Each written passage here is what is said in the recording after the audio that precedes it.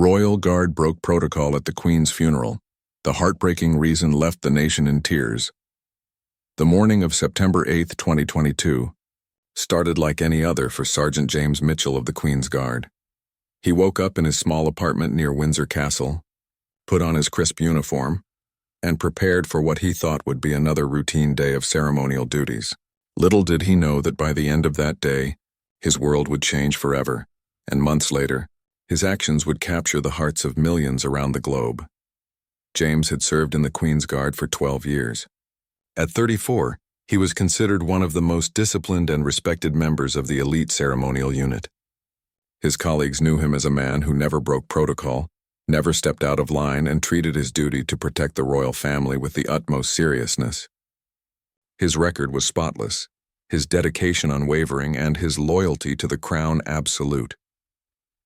That Thursday afternoon, James received the devastating news that would shake the entire world. Queen Elizabeth II, the longest reigning British monarch in history, had passed away peacefully at Balmoral Castle in Scotland. The announcement sent shockwaves through the nation and across the globe. For James, however, the news carried a weight that went far beyond his professional duties. As preparations for the state funeral began immediately, James threw himself into his work with even greater intensity than usual.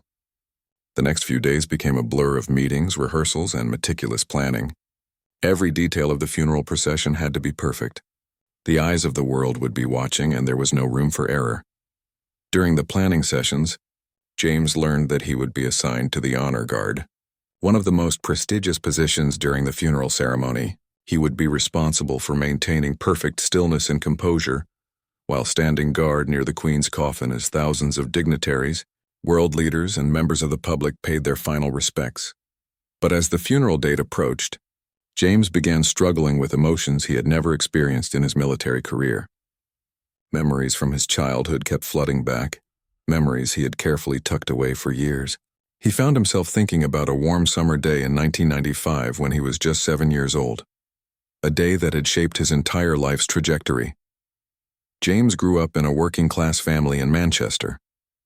His father worked in a factory and his mother cleaned houses to make ends meet. Money was always tight and luxuries were rare. But his grandmother Eleanor lived nearby and was the light of his young life.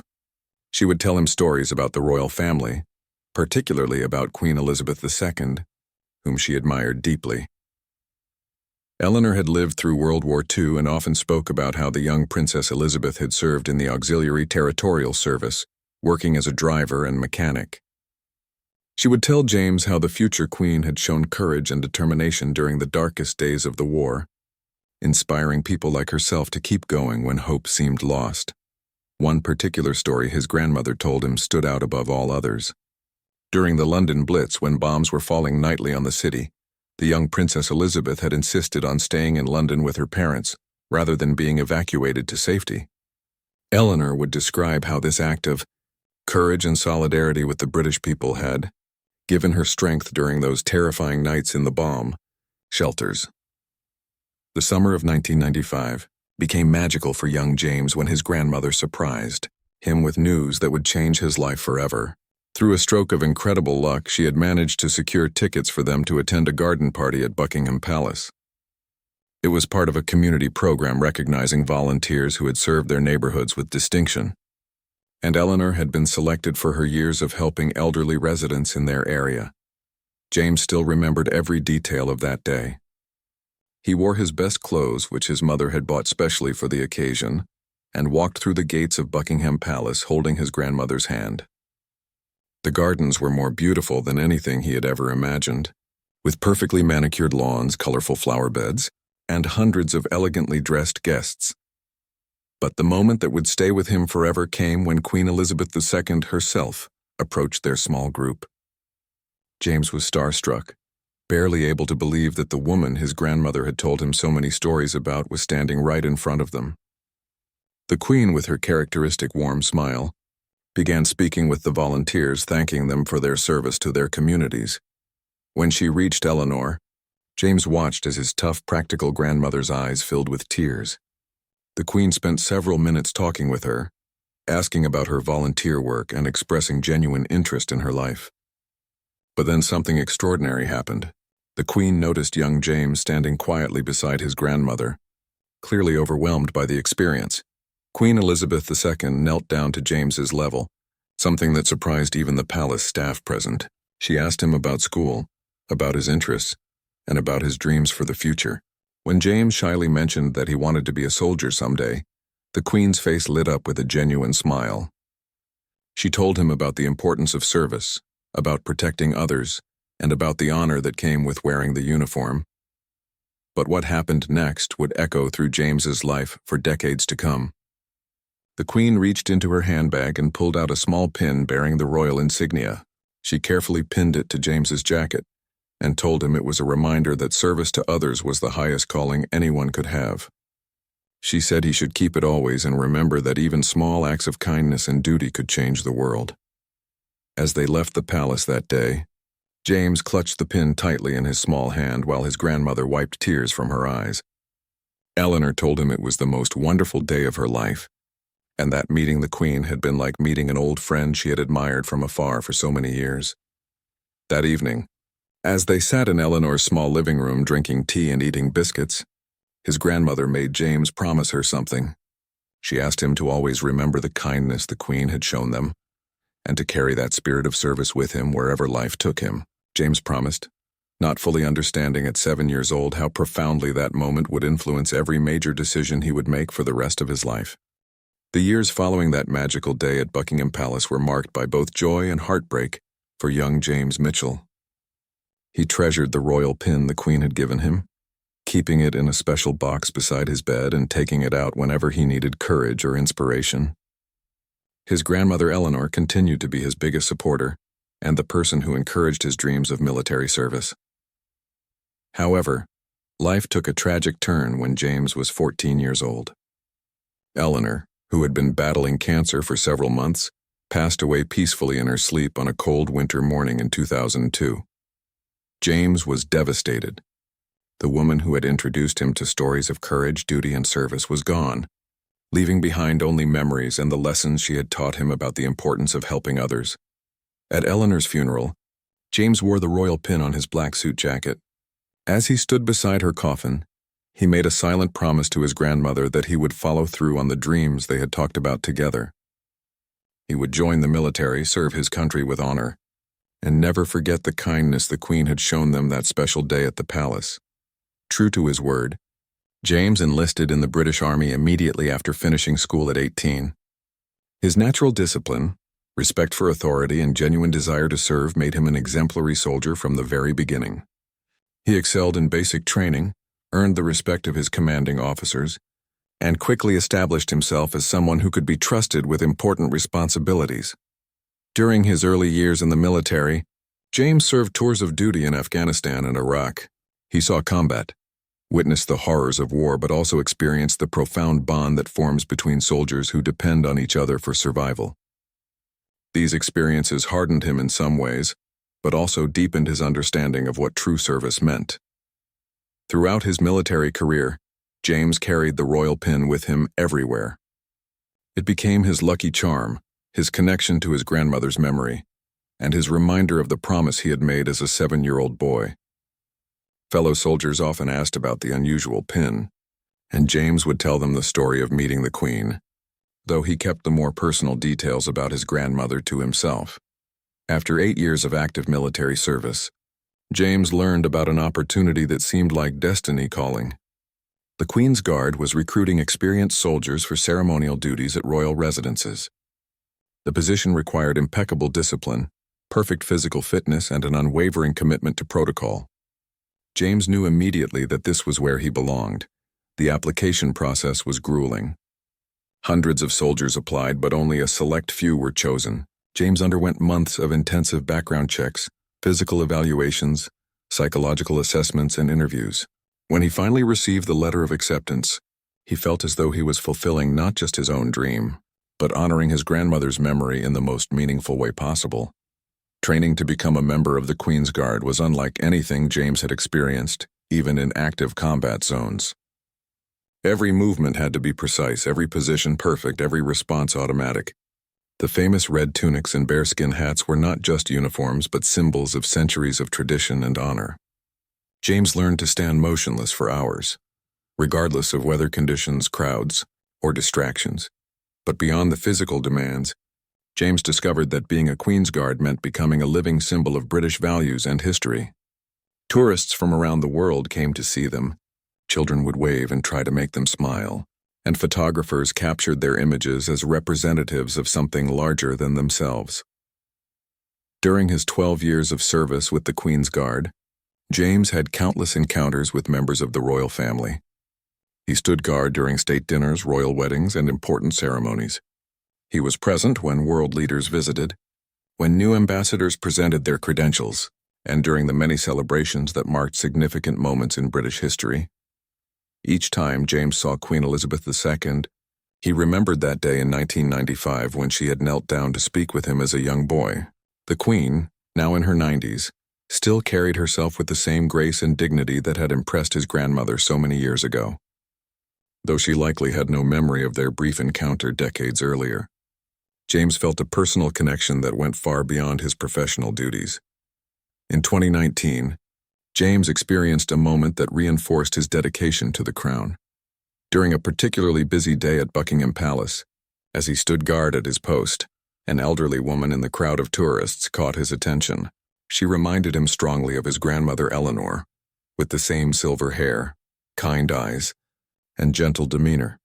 The woman was clearly struggling to see over the crowd and seemed tired from standing for a long period. Without breaking his rigid posture or compromising his duties, James made subtle adjustments to his position that allowed the woman a better view of the palace.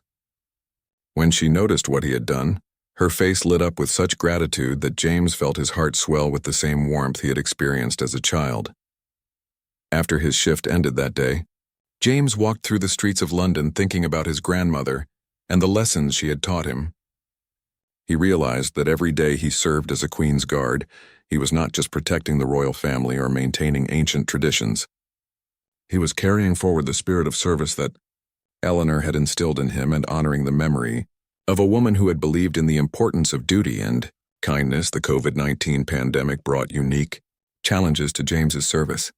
As the world shut down and normal ceremonies were canceled or dramatically scaled back, the Queen's Guard continued their duties with adapted protocols. James watched as Queen Elizabeth II addressed the nation during the darkest days of the pandemic, offering comfort and hope to millions of people just as she had during World War II. During this period, James often thought about how his grandmother would have responded to the crisis. Eleanor had lived through rationing, air raids, and the uncertainty of war, always maintaining her faith in better days ahead. The Queen's steady presence during the pandemic reminded James of the stories Eleanor had told him about drawing strength from royal leadership during difficult times. As 2022 began, James noticed that the Queen, now 96 years old, was appearing less frequently at public events. Though she continued her duties with remarkable dedication, it was clear that age was taking its toll. James found himself paying closer attention during the ceremonies where she was present, somehow sensing that each appearance might be precious. The spring and summer of 2022 brought the Queen's Platinum Jubilee celebrations, marking her 70 years on the throne. James was honored to participate in several of the ceremonial events, standing guard as the nation celebrated the longest reigning monarch in British history.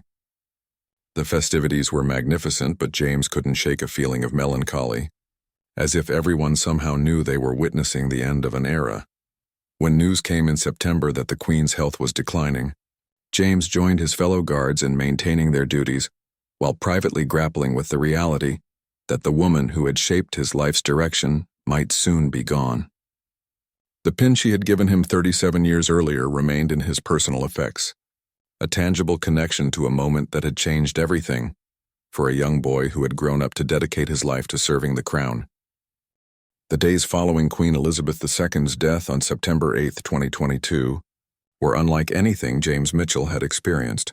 In his 12 years as a member of the Queen's Guard, the entire nation seemed to hold its breath as the reality of losing their longest reigning monarch began to sink in. For James, the personal weight of this loss was almost overwhelming. As preparations for the state funeral intensified, James threw himself into his duties with fierce determination. Operation London Bridge, the code name for the protocols following the Queen's death, had been planned for decades, and every detail was meticulously choreographed. James knew that billions of people around the world would be watching, and there could be no mistakes. The Queen's coffin was first transported from Balmoral Castle in Scotland to Edinburgh, where it lay in state at St. Giles's Cathedral. James was not part of the Scottish ceremonies, but he watched the coverage with the same mixture of professional interest and personal grief that consumed him during those difficult days. He saw the respectful crowds, the solemn processions, and the obvious love the Scottish people had for their Queen. When the coffin arrived in London, James was among the guards selected to participate in the lying in state at Westminster Hall. For 4 days and nights, an endless stream of people from all walks of life would file past the Queen's coffin to pay their final respects. James and his fellow guards would maintain their vigil, standing motionless in 20-minute shifts around the clock. The queue to see the Queen's coffin stretched for miles along the Thames, with people waiting for more than 12 hours, just for the chance to spend a few seconds in the presence of their departed monarch. James was moved by the diversity of the mourners. Elderly veterans who had served during the Queen's early reign, young families with children, people who had traveled from around the world, and ordinary citizens who simply felt compelled to say goodbye. During his shift standing guard at Westminster Hall, James experienced moments of profound emotion that tested his professional composure. The silence in the ancient hall was broken only by the quiet footsteps of mourners and the occasional sob from someone overwhelmed by the moment. The weight of history, tradition, and personal loss seemed to press down on everyone present. On one particularly difficult shift, James noticed an elderly woman in the queue who bore an uncanny resemblance to his grandmother Eleanor. She moved slowly with the help of a walking stick, and when she reached the coffin, she stood for several long moments with tears streaming down her face. James watched as she whispered something inaudible, perhaps a personal message or prayer, before moving on. The sight nearly broke James's concentration. He found himself fighting back tears while maintaining the rigid posture required of his position. In that moment, he felt as though his grandmother was somehow present in that hall, saying her own farewell to the Queen who had shown them such unexpected kindness all those years ago. As the funeral date approached, James learned that he had been selected for one of the highest honors available to a Queen's Guard. He would be part of the bearer party responsible for carrying the Queen's coffin during portions of the ceremony. The weight of this responsibility was enormous, both literally and symbolically. 8 guards would bear the coffin, and any mistake would be witnessed by the entire world. The rehearsals for the funeral were intense and emotionally draining. James and his fellow guards practiced their movements over and over, ensuring that every step, every turn, every placement of the coffin would be executed with perfect precision. The weight of the oak coffin, even without the Queen's body inside during practice, was substantial, requiring careful coordination between all 8 bearers. During one of the final rehearsals, something unexpected happened that would change everything for James. As the practice session concluded, he was approached by a palace official who handed him a sealed envelope. Inside was a letter that would shake him to his core. The letter was from Margaret Thornfield, Eleanor's neighbor from Manchester, who had somehow tracked down James through military records. Margaret explained that she had been going through Eleanor's belongings after recently moving to a care facility, and she had discovered something that Eleanor had kept hidden for decades. Hidden in a small wooden box in Eleanor's bedroom, Margaret had found newspaper clippings, photographs, and most importantly, a letter that Eleanor had never sent. The letter was addressed to Queen Elizabeth II and dated just days after their visit to Buckingham Palace in 1995. In the letter, Eleanor had poured out her heart to the Queen, describing what their meeting had meant to her and to young James. She wrote about her grandson's dreams of military service, about the pin the Queen had given him, and about how that single act of kindness had inspired a young boy to dedicate his life to service.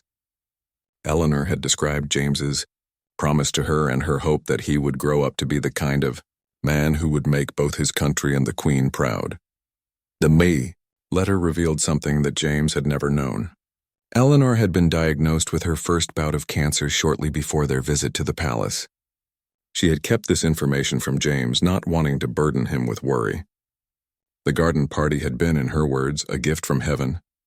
During my darkest hour, and the Queen's kindness to James had given her hope that her grandson would have the strength to face whatever challenges life would bring. Margaret's letter went on to explain that Eleanor had passed away holding the royal pin James had given back to her for safekeeping. She had asked Margaret to ensure that if anything ever happened to the Queen, James would know how much that day at the palace had meant to both of them. Reading this letter just days before the Queen's funeral sent James into emotional turmoil. He realized that his entire adult life had been shaped not just by his promise to his grandmother, but by a moment of genuine human connection that had meant more to Eleanor than he had ever understood. The Queen's simple act of kindness to a young boy had become a source of strength for a woman facing her own mortality. That evening, James sat in his apartment holding the royal pin and his grandmother's unsent letter. He thought about the chain of events that had led him to this moment. A 7-year-old's dream inspired by royal kindness, a grandmother's hidden struggle with illness, a promise made in grief, and a life dedicated to honoring that promise. He realized that when he stood guard at the Queen's funeral, he would not just be representing the British Army or the tradition of the Queen's Guard. He would be completing a circle that had begun 37 years earlier in a palace garden, carrying forward the love and gratitude of a grandmother who had seen in her Queen a beacon of hope during her darkest days. The night before the funeral, James made a decision that would ultimately lead him to break the most sacred protocol of his military career. He knew that the decision was risky, potentially career-ending and completely against everything he had been trained to do. But he also knew that some moments transcend rules and regulations, and that true service sometimes requires acts of love that go beyond duty. As he prepared his uniform for what would be the most important day of his professional life, James carefully pinned the royal insignia the Queen had given him as a child to the inside of his tunic, right over his heart. Tomorrow he would find a way to ensure that Eleanor's message of gratitude would reach its intended recipient, even if it meant sacrificing everything he had worked for. The morning of September 19, 2022, dawned crisp and clear in London. James Mitchell woke before his alarm, his mind already focused on the monumental day ahead. As he prepared his ceremonial uniform with the meticulous care that had become second nature over 12 years of service, he felt the weight of Eleanor's unsent letter in his jacket pocket and the royal pin positioned over his heart. The streets of London were already filled with mourners who had arrived hours early to secure positions along the funeral route. James could hear the murmur of crowds even from his apartment near Windsor Castle as he made his final preparations. This would be the largest gathering of world leaders and royalty in decades, with over 2,000 guests expected at Westminster Abbey. At the assembly point, James joined his fellow guards who had been selected for the bearer party. The 8 men who would carry the Queen's coffin represented the finest of the Queen's Guard, each chosen for their impeccable service record and unwavering reliability. The atmosphere among them was somber but professional, as they reviewed their responsibilities one final time. The weight of the coffin they would carry was significant, but James knew that the emotional weight would be far greater. As they practiced their final movements, he thought about the millions of people around the world who would be watching their every step. Any stumble, any break in formation, any visible sign of the grief they all felt would be captured forever by the cameras documenting this historic moment. The ceremonial procession began at Westminster Hall, where the Queen had been lying in state for 4 days. As James and his fellow bearers approached the coffin, the silence in the ancient hall was profound. The same space where kings and queens had lain in state for centuries now held Elizabeth II for her final journey. As they lifted the coffin onto their shoulders, James felt the full responsibility of the moment. This was not just a ceremonial duty but a sacred trust. He was helping to carry a woman who had dedicated 70 years of her life to serving others, who had shown kindness to a young boy and his grandmother, and who had inspired his entire adult life. The procession from Westminster Hall to Westminster Abbey was a carefully choreographed journey through the heart of London. Thousands of people lined the streets, many having waited all night for this moment. James maintained his focus straight ahead, but he could sense the emotion of the crowds, the quiet sobbing, the respectful silence broken only by the sound of military bands and the clip-clop of horses' hooves. Inside Westminster Abbey, the scene was breathtaking. The ancient church was filled with world leaders, members of the royal family, and representatives of the many organizations and charities the Queen had supported throughout her reign. James and his fellow bearers placed the coffin carefully at the front of the abbey, where it would remain throughout the service. As the funeral service began, James took his position with the honor guard, standing at rigid attention near the coffin. The Archbishop of Canterbury's words echoed through the abbey, speaking of a life dedicated to service and duty. James found himself thinking not just about the Queen's public service, but about the private moments of kindness that had shaped individual lives, including his own. During the service, James noticed many faces in the congregation that he recognized from his years of ceremonial duty.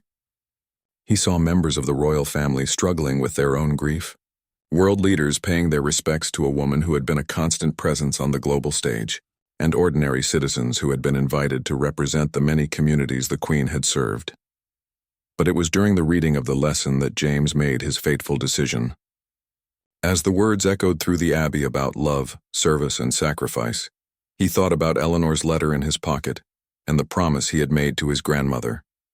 He realized that this moment might be his only opportunity to honor both his grandmother's memory and the Queen's legacy in a meaningful way. The protocol for the honor guard was absolute.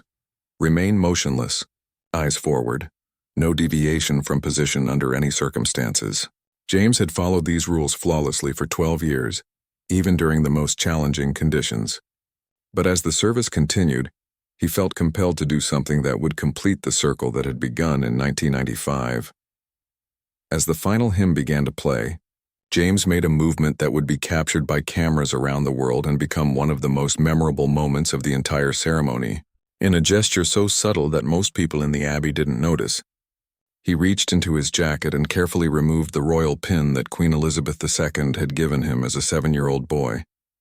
With movements so slight they barely registered to the casual observer, James placed the pin gently on the edge of the Queen's coffin. It was the smallest possible breach of protocol, lasting only seconds, but it represented a lifetime of gratitude and service inspired by a moment of royal kindness. What James didn't realize was that his gesture was perfectly captured by one of the many cameras documenting the service. The image showed the pin being placed on the coffin, though viewers around the world had no idea of the story behind this seemingly simple action. As the service concluded and preparations began for the procession to Windsor Castle, James felt a mixture of relief and anxiety. He had honored his grandmother's memory and returned the Queen's gift to her, but he knew that his deviation from protocol would likely be noticed by his commanding officers. The consequences could be severe. The journey from Westminster Abbey to Windsor Castle was the final public portion of the Queen's funeral. James and his fellow guards loaded the coffin onto the state gun carriage for the procession through London's streets. Millions of people lined the route, creating an unprecedented display of public mourning and respect. During the procession, James maintained his professional composure despite the emotional turmoil he felt inside. He had served the Queen faithfully for 12 years, and now he had found a way to honor both her memory and his grandmother's legacy. Whatever consequences awaited him, he felt at peace with his decision. At Windsor Castle, the final ceremony would be more intimate, attended only by the royal family and close personal staff. As they approached St. George's Chapel, where the Queen would be laid to rest beside Prince Philip, James felt the weight of the moment intensifying. The committal service at St. George's Chapel was deeply moving.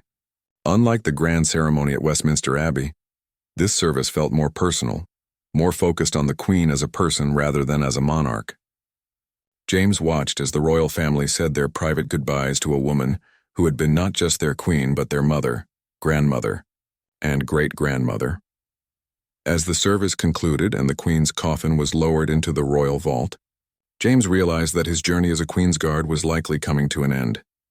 He had served with honor, maintained the highest standards of his profession, and fulfilled the promise he had made to his grandmother. The small breach of protocol would probably end his career, but he had no regrets.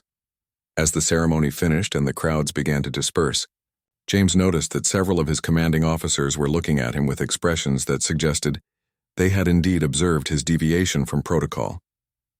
He prepared himself for the conversation that would inevitably follow, knowing that he would have to explain actions that had been driven by love, gratitude, and a promise made to a dying grandmother. But as he stood in the ancient chapel where kings and queens had been laid to rest for centuries, James felt that he had completed something important. The pin that had traveled with him through military service, combat zones, and years of ceremonial duty was now where it belonged, with the Queen, who had given it to a young boy with dreams of service. The hours immediately following Queen Elizabeth II's funeral were a blur of mixed emotions for James Mitchell. As the world slowly began to process the end of an era, James found himself facing the most difficult conversation of his military career.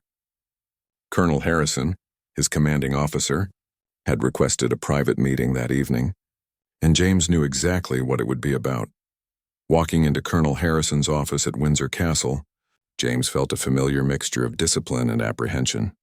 The colonel was a fair man who had served with distinction for over 30 years, but he was also a strict adherent to protocol and military tradition. The small breach James had committed during the funeral service would not go unnoticed or unpunished. Colonel Harrison gestured for James to sit down, his expression serious but not unkind. On his desk was a folder that James assumed contained his service record, along with what would likely be disciplinary paperwork. The silence in the room was heavy as the colonel reviewed the documents before him. "Sergeant Mitchell," Colonel Harrison began, his voice measured and professional, "I need to discuss your conduct during today's ceremony. As you're aware, we maintain the highest standards of protocol during royal ceremonies, and any deviation from established procedures must be addressed." James straightened in his chair, prepared to accept whatever consequences awaited him. "Yes, sir. I understand completely, and I take full responsibility for my actions." The colonel leaned forward, studying James carefully. "Would you like to explain what prompted you to break protocol during such a significant moment? Your service record is exemplary, which is why this deviation is so surprising." For a moment, James considered giving a simple explanation, or even denying that he had intentionally broken protocol. But as he looked at the colonel, he realized that the truth, no matter how personal, was the only way to honor both his grandmother's memory and his own integrity. James began to tell the story, starting with that magical day in 1995 when he had met the Queen as a 7-year-old boy. He described his grandmother Eleanor, her influence on his life, and the promise he had made after her death. He explained about the royal pin, the unsent letter, and the profound impact that a simple act of royal kindness had on shaping his entire adult life. As James spoke, he noticed that Colonel Harrison's expression gradually changed from stern disapproval to something approaching understanding. When James finished his story, the room fell silent again as the colonel processed what he had heard. "Sergeant Mitchell," Colonel Harrison said slowly, "in 33 years of military service, I've never heard anything quite like this story. You're telling me that the Queen herself gave you that pin when you were a child?" James nodded, pulling out Eleanor's unsent letter as proof of his story. Colonel Harrison read the letter carefully, his expression growing more thoughtful with each paragraph. When he finished reading, he set the letter down gently and looked at James with new eyes. "This puts your actions in a very different light," the colonel admitted. "However, protocol exists for important reasons, and we cannot simply ignore breaches of conduct, regardless of the personal motivation behind them." James accepted this reality with the same stoic composure that had served him throughout his military career. He knew that rules were rules, and his personal circumstances, however compelling, didn't change the fact that he had deviated from his assigned duties during the most important ceremony of his career. But what happened next surprised James completely. Colonel Harrison explained that while official disciplinary action was required, there were circumstances that warranted special consideration. The colonel had received a call from Buckingham Palace earlier that evening, requesting information about the guard who had placed something on the Queen's coffin during the funeral service. The royal family, it turned out, had noticed James's gesture and wanted to understand the story behind it. When palace officials learned about the connection between James, his grandmother, and the Queen's act of kindness in 1995, they were deeply moved. Rather than viewing his action as a breach of protocol, they saw it as a touching tribute that embodied the very best of the relationship between the monarchy and the people it served. Colonel Harrison informed, James that he would receive a formal reprimand for breaking protocol, but that the circumstances would be noted in his file as exceptional. More importantly, the royal family had requested a private meeting with James to hear his story firsthand and to formally acknowledge the service that both he and his grandmother had given to the crown. The meeting was arranged for the following week at Buckingham Palace. James found himself once again walking through the same gates where he had entered as a wide-eyed 7-year-old with his grandmother. The symmetry of the moment was not lost on him, as he was escorted through corridors lined with portraits of monarchs who had ruled for centuries. King Charles III, now the reigning monarch, met with James personally. The new king listened attentively as James recounted his story, expressing genuine appreciation for the service James had provided and the love that had motivated his actions during the funeral. The king spoke about his mother's gift for connecting with people from all walks of life, and how those connections often had lasting impact that the royal family never fully realized. During the meeting, James learned something that moved him to tears. The royal pin he had placed on the Queen's coffin had been carefully preserved and would be included in a special collection of personal mementos that would be displayed at the Queen Elizabeth II Memorial Garden being planned at Buckingham Palace. James's simple gesture would become part of the permanent commemoration of the Queen's life and legacy. The king also shared that the Queen had often spoken about the importance of small acts of kindness and how they could influence individual lives in profound ways. While she likely hadn't remembered her specific interaction with James and Eleanor in 1995, she had always believed that personal connections were at the heart of effective monarchy. As James left Buckingham Palace that day, he felt a sense of closure that he hadn't expected. The promise he had made to his grandmother had been fulfilled. The Queen's kindness had been honored, and his own service had been acknowledged in a way that went far beyond military recognition. However, the story was far from over. In the days following James's meeting with the king, word of his actions began to spread through unofficial channels. Palace staff shared the story with friends. Military colleagues discussed it among themselves, and gradually the tale of the Queen's Guard who had returned to childhood, gift to its giver, began to emerge. A journalist who had been investigating heartwarming stories from the Queen's funeral learned about James's gesture and approached him for an interview. Initially reluctant to speak publicly about such a personal matter, James eventually agreed to share his story when he realized it might inspire others to remember their own moments of unexpected kindness. The resulting article, published in a major British newspaper, captured the imagination of readers around the world. The story of a young boy inspired by royal kindness to dedicate his life to service, and who ultimately found a way to honor both his grandmother's memory and the Queen's legacy, resonated with people from all walks of life. Letters began pouring in from around the globe. Elderly people shared their own memories of meeting the Queen or other members of the royal family. Veterans wrote about moments of inspiration that had shaped their service. Children sent drawings depicting James's story, often including images of the royal pin that had traveled such an incredible journey. The response was overwhelming and deeply moving. James realized that his story had touched something universal about the power of kindness, the importance of keeping promises, and the ways in which individual acts of compassion can ripple through generations to create profound change.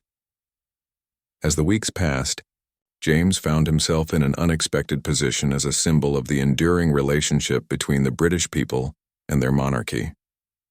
His story represented the very best of what that relationship could be: mutual respect, genuine care, and the understanding that service, whether royal or common, was ultimately about love for others. The months following the publication of James Mitchell's story brought changes to his life that he could never have anticipated.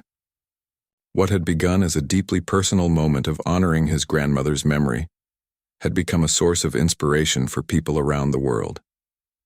The response was so overwhelming that James found himself struggling to process the magnitude of what his simple gesture had unleashed. Letters continued to arrive at an unprecedented rate, not just from the United Kingdom but from countries across the globe. Families shared their own stories of military service inspired by acts of kindness. Teachers wrote about using James's story to teach children about the importance of keeping promises and honoring those who had influenced their lives. Veterans described how the tale had helped them reconnect with their own reasons for serving their countries. One letter particularly moved James to tears. It came from an elderly woman in Canada named Margaret Roberts, who had served as a nurse during World War II. She wrote about meeting Princess Elizabeth during a hospital visit in 1944, when the future queen was still a teenager. The princess had spent time talking with wounded soldiers, and Margaret described how that act of compassion had inspired her to dedicate her career to caring for veterans. Margaret had kept a small thank you note the princess had written to the hospital staff, and after reading James's story, she had decided to donate it to the Imperial War Museum so that others could understand how royal kindness had influenced ordinary people throughout the decades. The parallel between her experience and James's was striking, demonstrating that the Queen's gift for personal connection had been evident even in her youth. The BBC approached James about participating in a documentary about the Queen's impact on individual lives. Initially hesitant about further publicity, James agreed when he learned that the documentary would feature several similar stories of people whose lives had been shaped by encounters with the Queen. He realized that his experience was part of a much larger tapestry of human connections that illustrated the true meaning of public service. During the filming of the documentary, James met other individuals with their own remarkable stories. There was Sarah Chen, a teacher from Liverpool whose chance encounter with the Queen during a school visit had inspired her to work with disadvantaged children. There was David Williams, a former homeless man who had met the Queen during a charity event and had subsequently turned his life around to become an advocate for the homeless. Each story reinforced James's understanding that his experience was not unique in its emotional impact, but rather part of a pattern of genuine human connection that had characterized the Queen's entire reign. The documentary, titled A Legacy of Kindness, aired on the first anniversary of the Queen's death and was viewed by millions of people worldwide. The attention surrounding James's story also led to an unexpected opportunity. The Royal British Legion, a charity supporting veterans and their families, invited James to become an ambassador for their organization.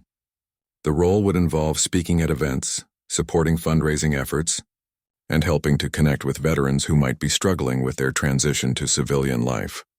James accepted the position with enthusiasm, seeing it as a way to extend the spirit of service that had defined his military career. His first assignment was to visit a veterans support center in Manchester, not far from where he had grown up with his grandmother Eleanor. The symmetry of returning to his roots in this new capacity felt like another piece of the puzzle falling into place. At the Veterans Center, James met men and women who had served in conflicts around the world, many dealing with physical injuries, emotional trauma, or difficulties adjusting to civilian life.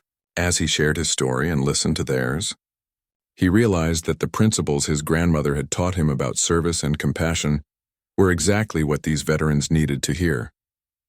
One young veteran, Thomas Baker, had lost his leg in Afghanistan and was struggling with depression and a sense of lost purpose. As James talked with him about finding new ways to serve others, even after military service had ended, he saw a spark of hope return to Thomas's eyes.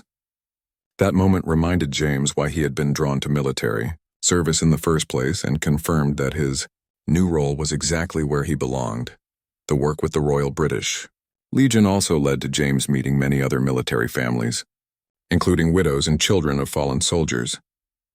These encounters deepened his appreciation for the sacrifices made not just by service members themselves, but by their loved ones.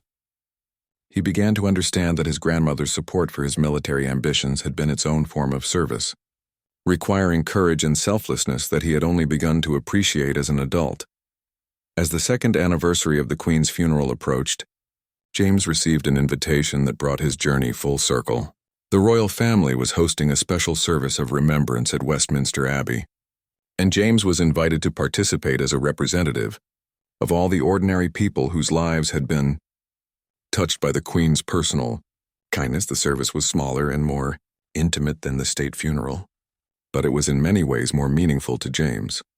Instead of the grand ceremony watched by billions, this was a gathering of people who had genuine personal connections to the Queen's legacy of service.